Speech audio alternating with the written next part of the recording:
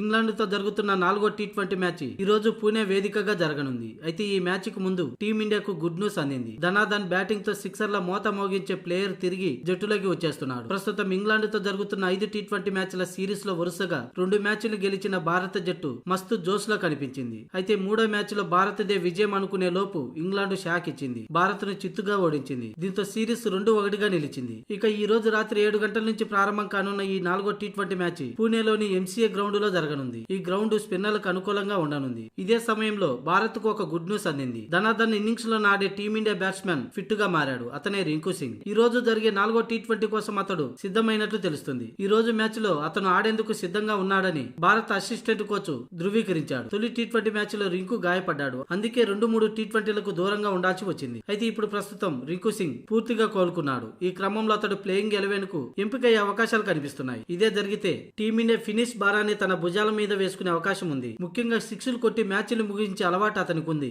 ఇప్పటికే టీ20లో strike rate 165గా ఉంది. 31 మ్యాచ్లు ఆడగా 46.9 సగటుతో 507 పరుగులు చేశాడు. మొత్తంగా ఈ మ్యాచ్ కోసం టీమిండియాలో 2 మార్పులు చోటు చేసుకునే అవకాశం ఉంది.